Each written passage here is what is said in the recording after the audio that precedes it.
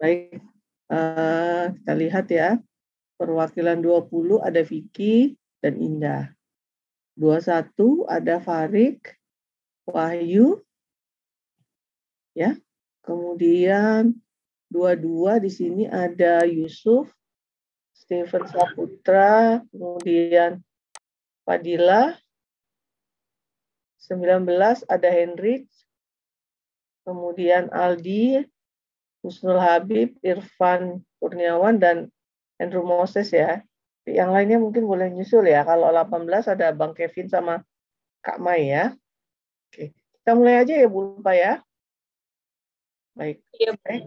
Assalamualaikum warahmatullahi wabarakatuh. Selamat sore ya, menjelang maghrib ini. Sebelumnya terima kasih ya anak-anak kami sudah bersedia join. Jadi mungkin saya perlu sampaikan sebelumnya kami mungkin mohon maaf lah karena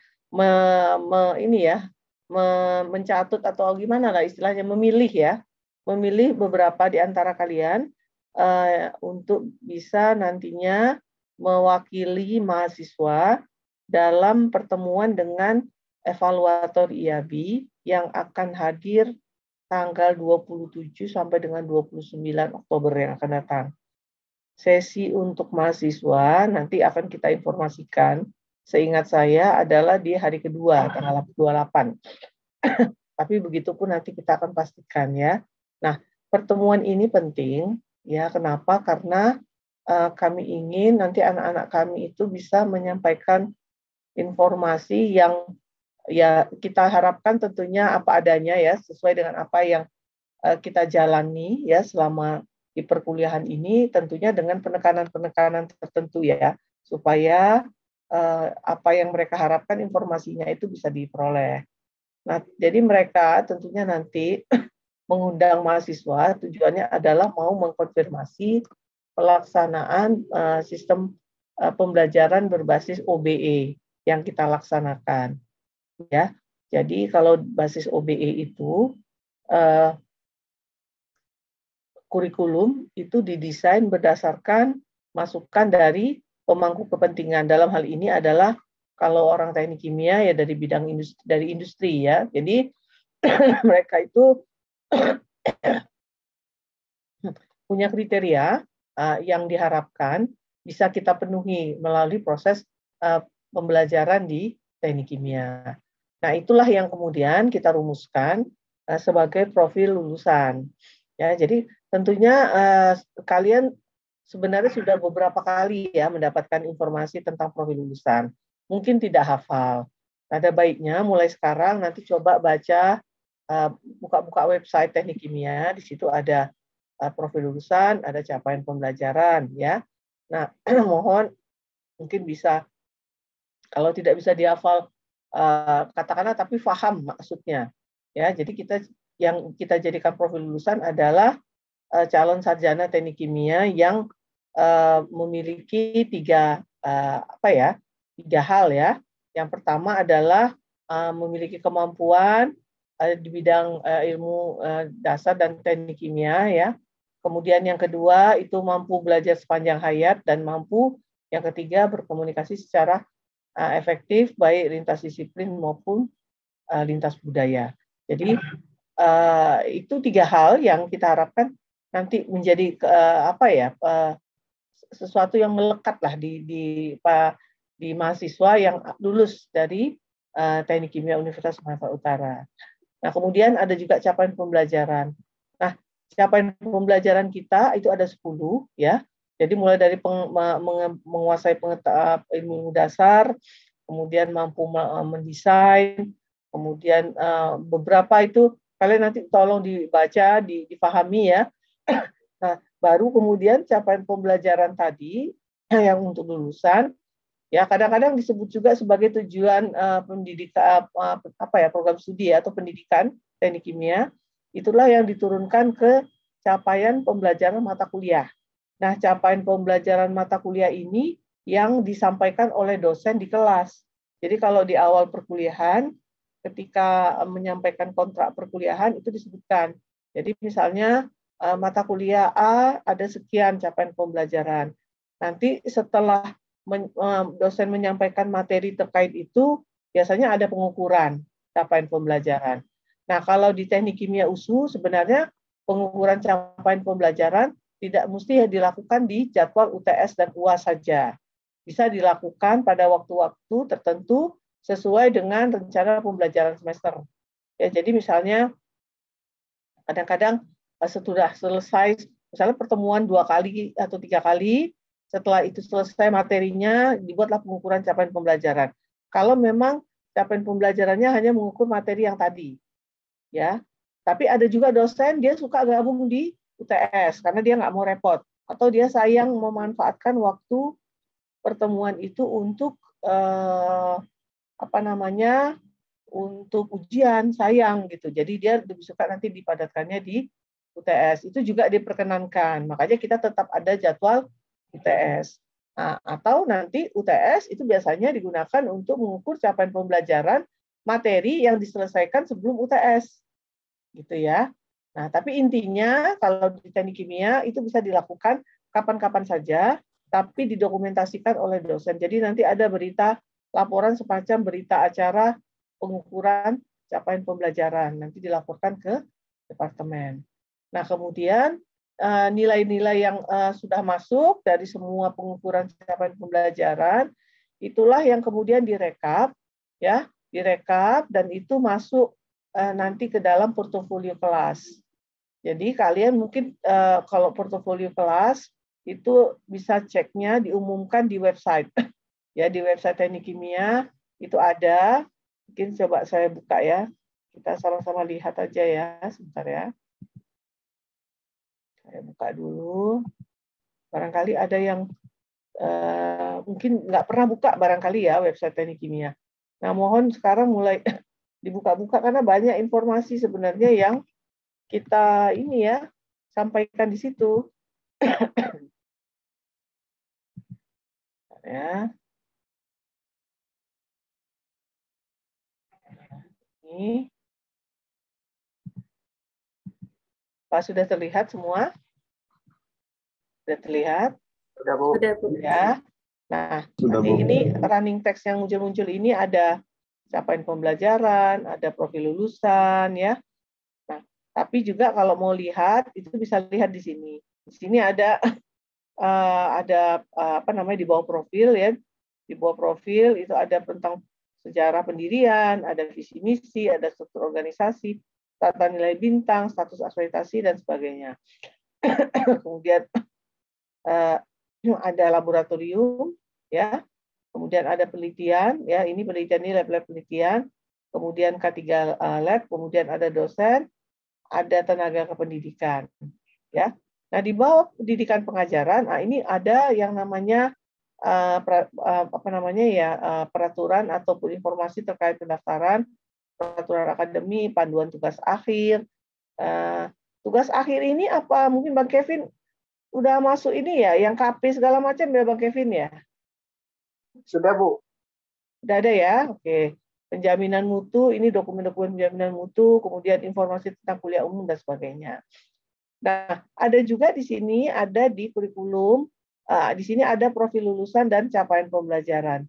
Ya, kemudian ada bahan ajar. Nah, profil lulusan dan capaian pembelajaran, ini informasinya terkait dengan apa-apa yang sudah kalian capai dalam satu semester. Ya, bisa dilihat di sini.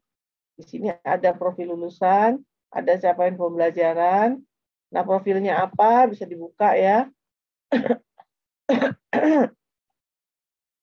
Nah, ini ya, nanti dibaca-baca. Kemudian kalau capaian pembelajaran itu ada 10 ya.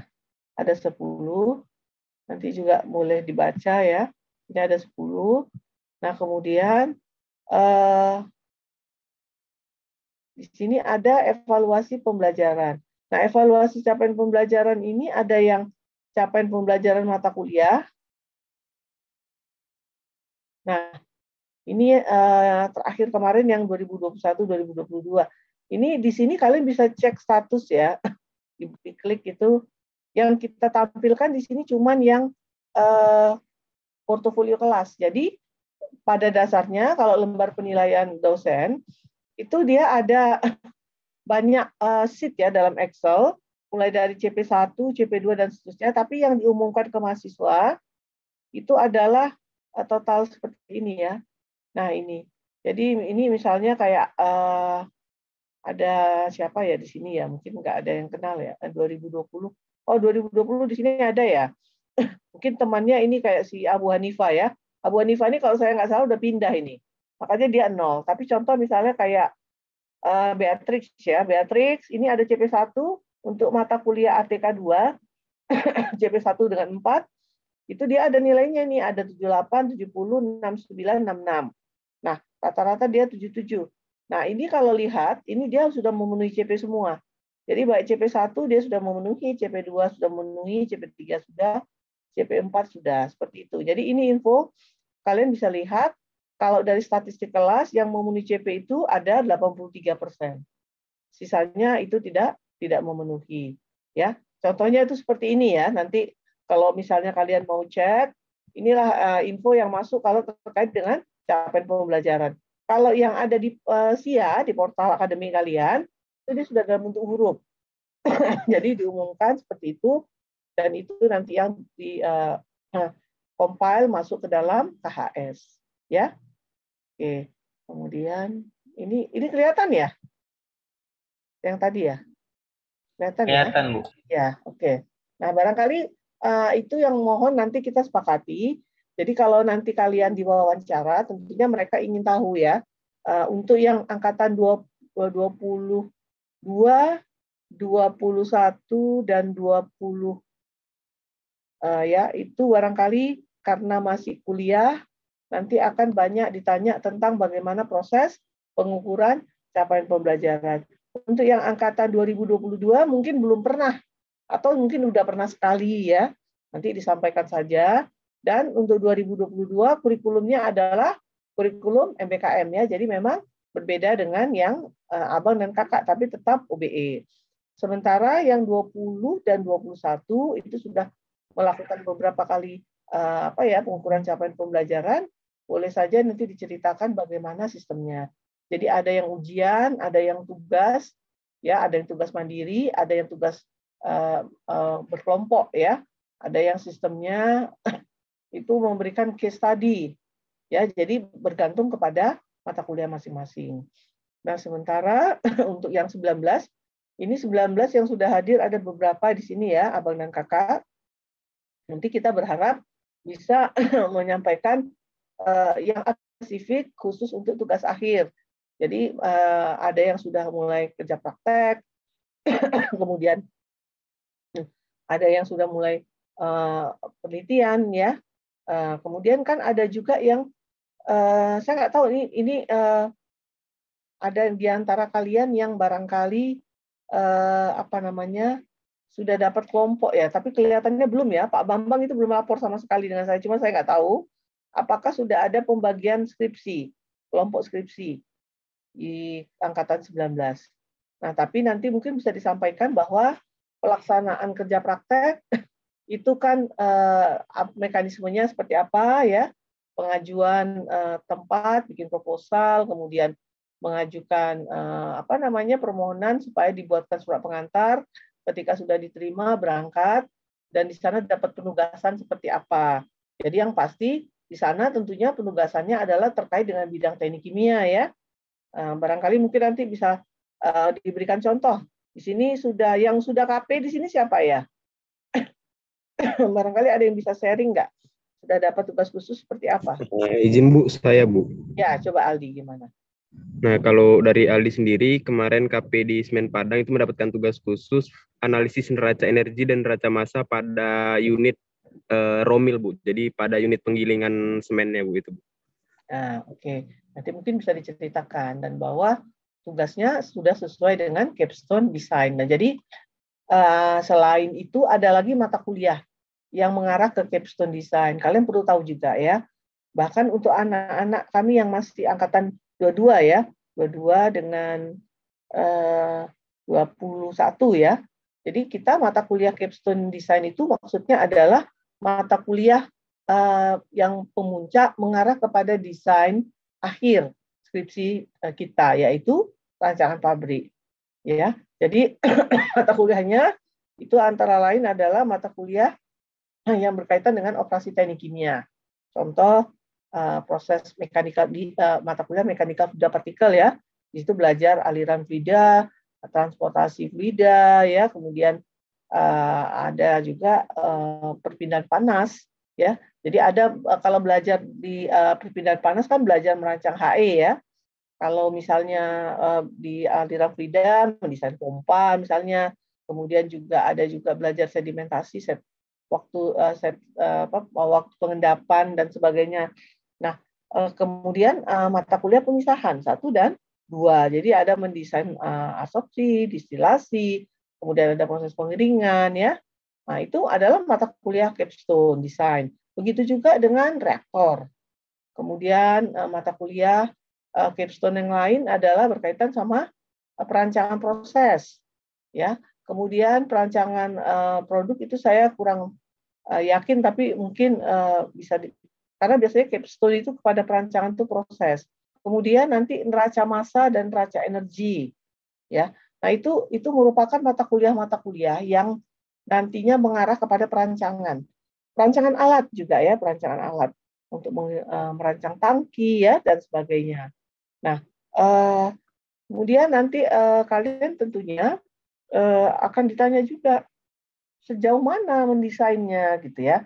Jadi misal nih belajar perancangan alat proses, itu merancang tangkinya seperti apa gitu.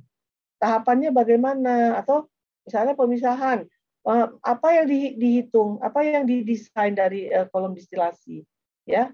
Nah, kalau yang proses, bagaimana perancangan proses? Kemudian nanti penelitian juga mungkin ditanya, penelitiannya seperti apa gitu ya. Tentunya kalau orang teknik kimia lebih kepada proses ya. Kemudian juga jarang kita mengarah kepada yang sifatnya fenomena saja gitu ya. Tapi lebih kepada bagaimana dia proses. Kalau fenomena itu nanti dia mendukung ya. Jadi itu mohon nanti ya, kalian mesti paham supaya nanti ketika ditanya itu bisa memberikan jawaban seperti apa yang diharapkan ya. Jadi kita tentunya berharap apa yang kalian sampaikan itu memang apa yang kalian jalani ya, apa yang kalian pahami dari prosesnya. Tapi jangan sampai nanti salah persepsi sehingga menimbulkan pertanyaan buat asesor ataupun evaluator yang datang ya. Nah, kemudian khusus untuk yang Kak Mai dengan Bang Kevin, karena kebetulan yang mereka berdua ini yang sudah skripsi ya. Mungkin nanti bisa diceritakan gitu ya, bagaimana dengan penulisan skripsi, prosesnya, pembimbingannya ya. Gitu juga dengan yang KP ya, pembimbingannya seperti apa, yang penelitian juga apa ada mendesain alat misalnya di penelitian ya dan sebagainya. Saya nggak tahu apakah nanti mungkin bagus juga untuk Mai sedikit cerita bahwa Mai itu melakukan KP sekaligus magang gitu ya. Jadi banyak belajar yang terkait dengan capstone di situ. Gitu ya. Nah, mungkin itulah yang kami harapkan nanti mungkin kita bisa satu persepsi ya. Saya akan share nanti ada buku saku teknik kimia jadi bahan bacaan buat kalian. Tapi tentunya kalian harusnya paham ya bagaimana lah kita melakukan pengukuran capaian pembelajaran itu untuk memastikan bahwa kalian itu memang betul-betul menguasai dan memenuhi capaian pembelajaran dari suatu kuliah. Ya. Nah, sesi ini saya nggak tahu nanti apakah mereka minta perangkatan atau digabung, tapi harapannya siap saja. Kemudian karena berketepatan pelaksanaan ini berketepatan dengan ujian ya, nanti mohon menginformasikan kepada kami kalau ada yang jadwalnya ujian, supaya nanti kita bisa komunikasikan dengan dosennya. Ya, mungkin kita terpaksa minta ujian susulan atau bagaimanalah nanti kita atur. Ya, seperti itu. Mungkin ada yang mau ditanyakan? Saya izin ingin bertanya, Bu, Ya, untuk pertemuan dengan tim asesor itu apakah dilaksanakan secara offline atau online, Bu? Offline. kami berharap anak-anak kami hadir. Ya kecuali ada yang sedang KP ya saat ini. Yang dipilih. Saya nggak ingat kemarin itu skenario-nya mungkin ada yang sedang KP, ada yang sudah selesai. Yang sedang KP ada. Nah, kalau tidak ada ya diharapkan mungkin hadir ya. Walaupun kita fasilitasi yang hibrid, tapi yang hibrid ini kita sebenarnya prioritaskan untuk yang alumni dan advisory board ya. Nah, kita punya advisory board ya. Advisory board itu adalah alumni-alumni yang kita anggap punya kepedulian dan kontribusi yang cukup signifikan bagi kemajuan teknik kimia. Jadi ada beberapa orang, diantaranya adalah Ketua IK Teknik Kimia, Pak Ismadi, kemudian Pak Renaldi Harahap, kemudian Pak Fauzan Nasution, ada Bapak Ali Sabri, Bapak Durain ya. Saya yakin beberapa nama itu familiar ya. Kemudian dari akademisi itu ada Bapak Edi Hadianto Maclan yang dari UKM.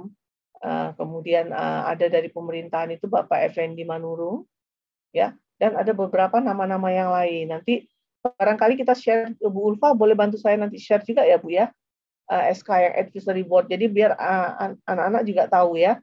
Buku saku juga ada ya Bu? Ibu ada filenya? Belum dapat yang terakhir. Belum ada dapat Ulfa Bu. Belum ada. Oke, nanti saya bantu share itu untuk jadi bahan bacaan. Di samping juga tentunya kalian tentu tahu bahwa kita punya portofolio mata kuliah ya. Portofolio mata kuliah itu Kevin, itu linknya ada di website ya? Link apa ya Bu KPK Bu? Tadi nggak kedengaran Bu. Portofolio mata kuliah. Portofolio mata kuliah. Iya. Kalau boleh itu ditambahkan linknya, jadi mereka bisa akses. Biasanya kan dapatnya dari dosen.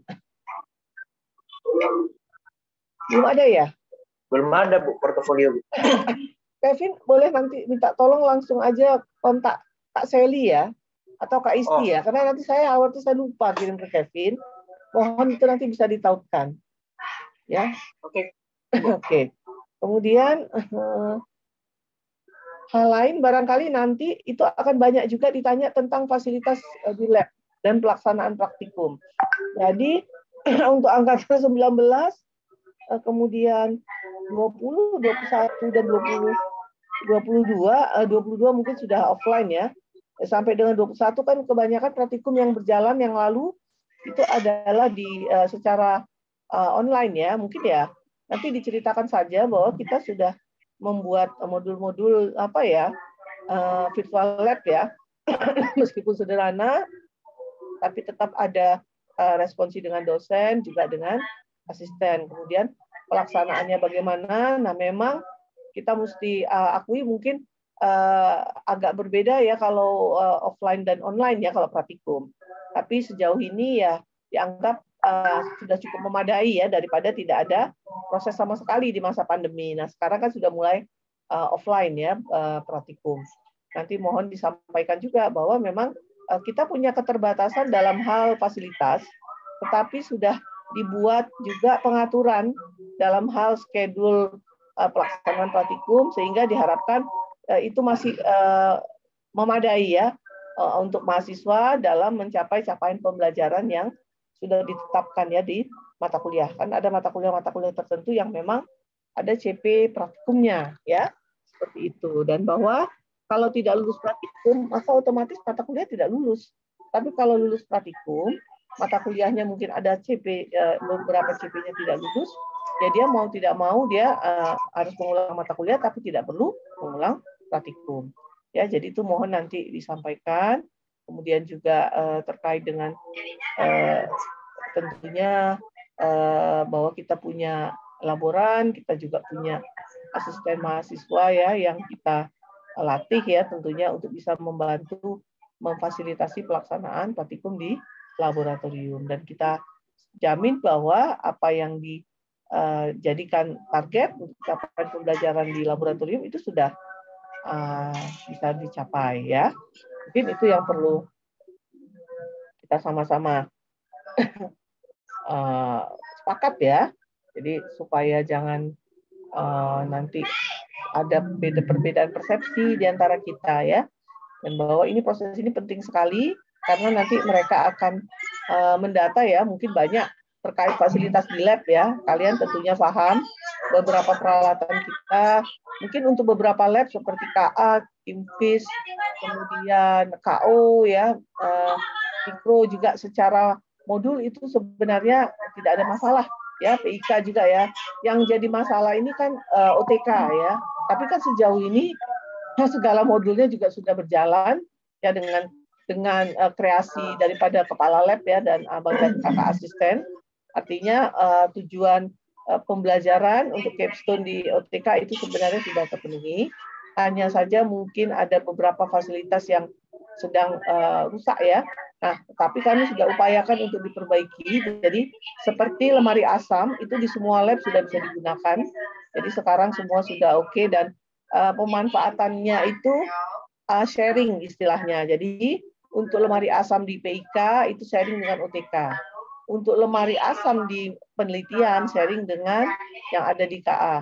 Dan lemari asam yang ada di laboratorium KO itu sharing dengan Kimfis. Jadi memang yang tidak ada fasilitas itu adalah di mikro ya. Tapi kalau terpaksa ya memang harus pakai dari yang ada di PIK ya, seperti itu. Itu sudah bagus semua ya lemari asam. Nanti kalau ditanya dari segi fasilitas untuk K3L, lemari asam kita sudah ready.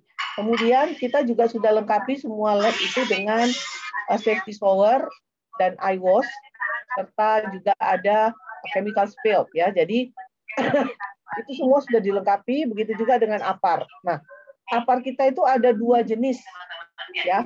Ada yang pakai CO2, ada yang powder. Kalau yang CO2 itu dia lebih penting untuk elektrik ya, listrik. Kalau yang powder itu untuk chemical. Nah, itu setiap lab itu ada. Ya. Kemudian juga kita punya kebijakan K3L di lab. Ya. Kemudian di lab kita juga punya MSDS. Ya, kita punya MSDS yang saya harapkan ini kan rata-rata di antara kalian kan asisten lab ya. Segera dijilid ya MSDS dan di standby-kan di lab. Kemudian setiap lab itu ada dokumen asesmen bahan kimianya. Waktu itu sudah diserahkan ke masing-masing lab. Nanti mohon Bu Ulfa, saya mohon nanti diingatkan semua asisten dan kepala lab itu nanti menyiapkan itu di standby-kan di lab. Jadi ketika datang asesor itu mereka bisa lihat buku-buku itu. Kemudian juga nanti akan ada kita akan pasang signboard ya, signboard dan juga ada semacam safety line. Jadi safety line tadi saya lihat sudah dipasang di PIK.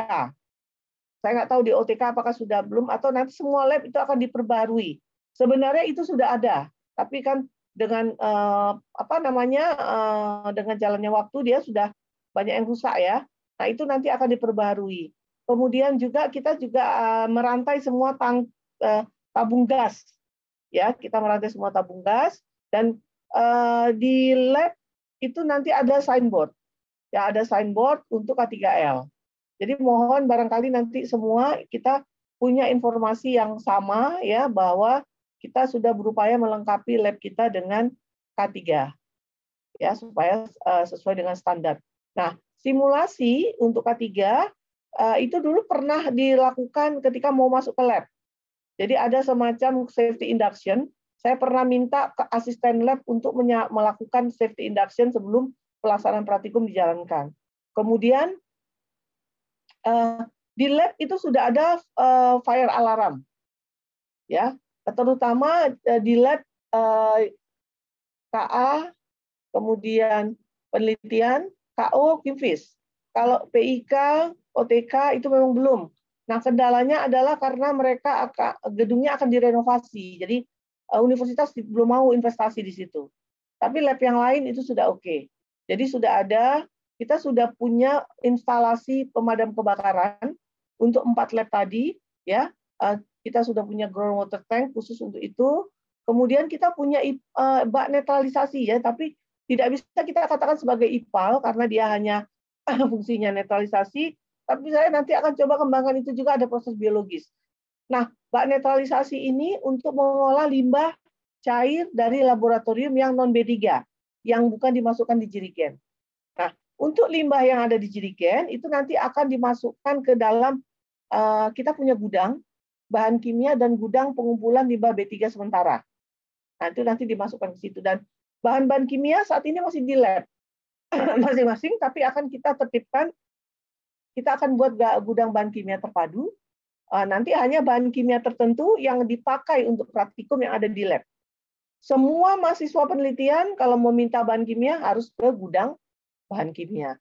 Nah, itu sesuatu yang nanti barangkali perlu kita samakan persepsi anak-anak kami ya, supaya nanti informasinya jangan beda-beda ya, meskipun penerapan kalau untuk gudang bahan kimia terpadu itu baru akan kita persiapkan.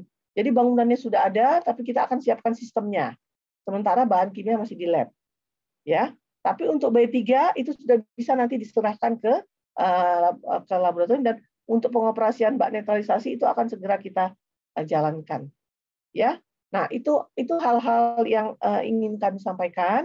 Jadi mohon jadi perhatian kita semua untuk kebaikan kita bersama. Mohon nanti kita satu persepsi, satu suara, ya. Harapannya tentunya kita bisa mendapatkan General Accreditation dari IABI.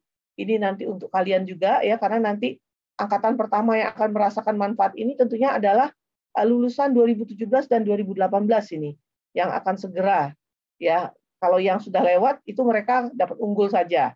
Nah, kalau yang akan segera ini akan dapat 2, dapat internasional dan dapat juga unggul. Ya.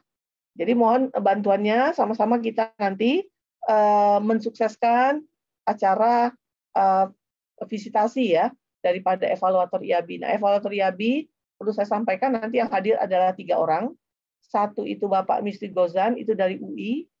Yang kedua itu Bapak profesor ya, dua-dua profesor itu ya, Profesor Siswo itu dari Undip, satu lagi Bapak Muslihin.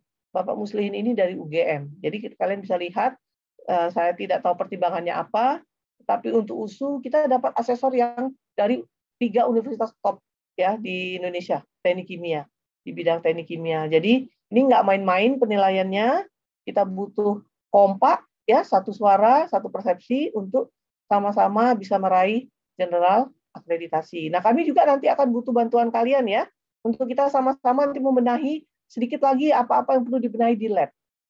Ya, kalau boleh, saya mohon mahasiswa yang kami mohonkan nanti menjadi mewakili mahasiswa bisa hadir juga di hari Minggu. Ya, hari Minggu nanti kita akan sama-sama melihat lab. Saya akan tunjukkan fasilitasnya supaya kalian nanti bisa menerangkannya dengan gamblang pada saat diwawancara oleh evaluator IABI. Ya. Nah, apakah bisa dipahami arahannya? Bisa, Bu. Bisa ya, Mai? Oke, saya minta tolong ya. Di sini yang cewek kayaknya Mai dengan Indah saja ya. Sama Syahra seharusnya. Oh, Intan, ada Intan. Oke. Ada Intan juga ya. Mohon nanti bantuannya supaya kita sama-sama ya bisa ini ya mensukseskan proses ini. Dan ini masih dalam tahap pertengahan. Setelah ini akan ada 2 tahapan lagi. Jadi ini tidak main-main persiapannya. Saya sudah mengupayakan ini sejak tahun 2017. 2018 kita dapat PA. Permintaan untuk pemenuhan fasilitas itu dari 2017. Ya, mudah-mudahan baru tahun ini terrealisasi, meskipun kesannya terburu-buru dan sebagainya. Tapi inilah kesempatan kita, inilah peluang kita, kecuali peralatan yang memang belum mampu diadakan oleh universitas. Tapi kami sedang memutar otak bagaimana nanti supaya alat-alat, terutama di OTK. Sebenarnya kalau lab lain nggak ada masalah. Ini OTK yang alatnya karena kebetulan sudah tua ya, sehingga tidak maksimal. Kita harapkan nanti bisa kita perbarui lah, entah bagaimana caranya. Ya, tapi saya sebenarnya sudah usulkan ini tahun ini, kita sudah mengajukan permohonan ke kementerian. Harusnya waktu itu katanya dapat, tapi nggak tahu bagaimana, ternyata setelah sekian lama katanya ternyata dibatalkan. Ya, barangkali belum rezeki kita ya. Mudah-mudahan nanti kesempatan yang akan datang kita bisa dapat. Mungkin tidak mesti melalui itu, bisa melalui skema-skema yang lain ya. Oke, jadi itu saja dari saya. Terima kasih banyak ya atas atensi dari kalian semua. Mohon maaf atas segala barangkali ini ya penyampaian yang mungkin apakah tidak tepat atau mungkin kurang difahami, tapi saya mohon Bu Ulfa, nanti nama-nama yang ada di sini kita buat satu grup ya Bu Ulfa, di WA. Mohon maaf, terpaksa kita buat grup sementara. Nanti segala info yang terkait dengan ini kita akan supply di situ, dan kita akan menyatukan suara dan persepsi juga di situ, ya, sampai dengan hari H. Ya, oke, begitu saja. Terima kasih banyak atas waktunya. Sampai ketemu lagi dalam kesempatan yang akan datang. Khusus untuk anak-anak kami angkatan 2022 yang barangkali mungkin karena baru awal ya, kalau ada hal-hal yang ingin ditanyakan, nanti mohon boleh japri saya atau Bu Ulfa langsung. Ya, dan kami mengharapkan kehadiran kita semua nanti di hari Minggu ya. Hari Minggu barangkali kita kumpulnya jam 9 aja ya Bu Ulfa ya, nggak usah terlalu pagi ya. Jadi hari Minggu kita ketemu, nanti mungkin titik kumpulnya di jurusan boleh, atau di depan ya depan kantor jurusan. Nanti setelah itu kita bergerak ke lab-lab ya. Oke, baik. Itu saja. Terima kasih banyak ya Bu Ulfa sudah memfasilitasi ini. Sampai ketemu lagi, sehat-sehat semua. Assalamualaikum warahmatullahi wabarakatuh. Selamat sore. Waalaikumsalam warahmatullahi wabarakatuh. Baik, saya Juan. Nanti kita kuliahnya jam 8 ya Juan ya. Ini ada Juan Manurung. Halo. Oke, tidak menyimak dia. Ya. Oke, baik, begitu saja. Sampai ketemu lagi. Saya izin live ya. Assalamualaikum.